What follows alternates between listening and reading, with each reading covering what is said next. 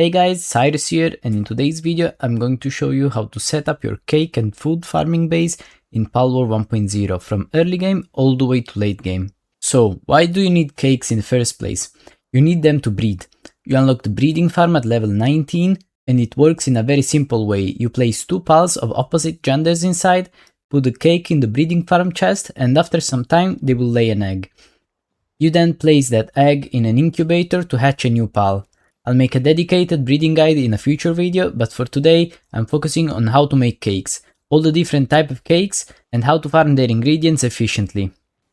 Early on, the only cake you can craft is the normal cake. The ingredients you will need are flour, berries, milk, eggs, and honey. At this stage, your base setup should look like these: a monitoring stand, a cooking pot, pal beds of course, wrenches, 4 berry plantations, we will use berries for base food as well, 2 wheat plantation, 1 mill to process wheat into flour, 1 feed box, and 1 chest.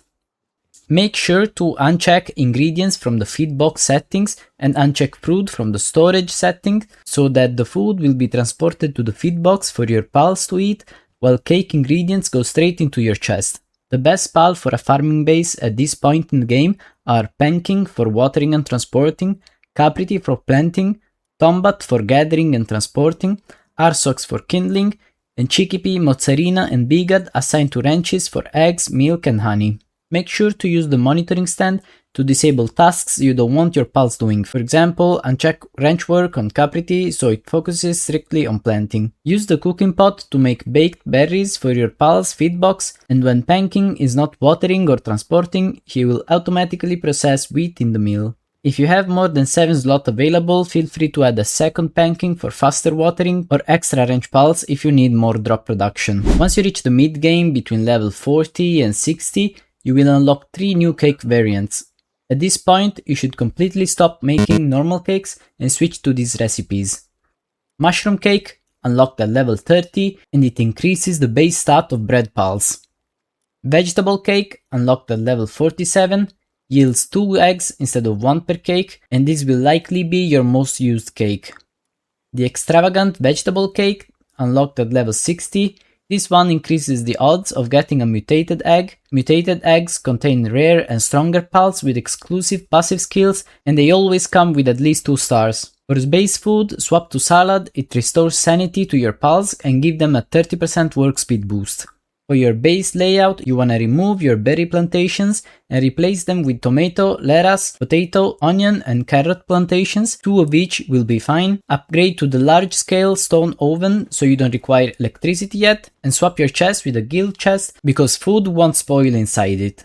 For your base pals instead, planting and gathering, you will use Braloa and Gangler when you are around level 40, and by level 60 upgrade to Laileen, found as a boss in Sakurajima, and Ophidia that you can breed from Yormuntide Ignis and Laileen. For kindling, use Yormuntide Ignis, you can find him in an enemy camp at level 40 at coordinates -692 and -332. It comes with level 7 kindling naturally, and I highly recommend fully condensing these pal as they will be valuable even in the endgame. For transporting, you can use the Eye of Cthulhu, which you can capture in the Terraria dungeon at coordinates -425 and -796.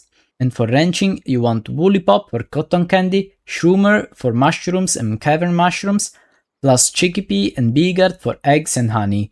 Mozzarina can be temporarily removed from here, as these 3 cakes won't require milk. You will likely have open slots remaining, so use them on extra watering pals if flour processing feels slow, or extra wrench pals for higher drop rates.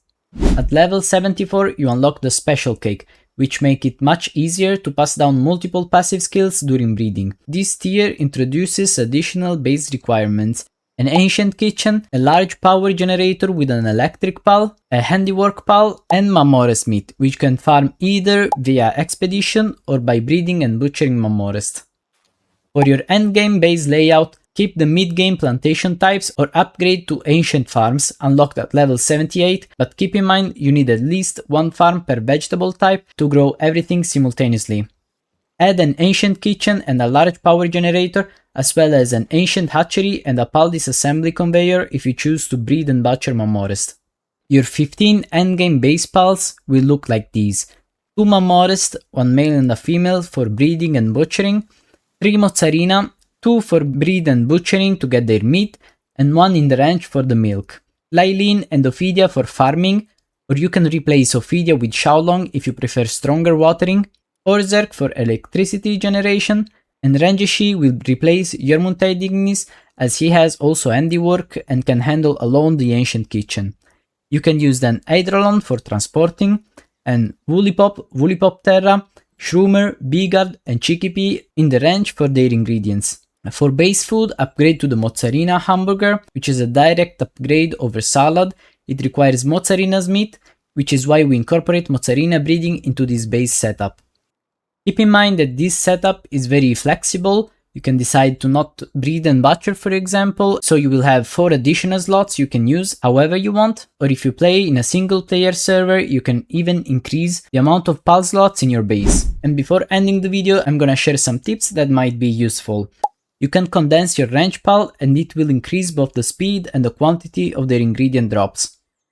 Passives like Service Minded and Lavish Hospitality will increase the drops when butchering pals, and do not underestimate gold. If you run a gold farming base, you can skip farming most of these ingredients and buy them directly from the merchants. Alright, that wraps up the full cake and food farming guide. If you found this helpful, consider subscribing to support the channel and I'll see you in the next video.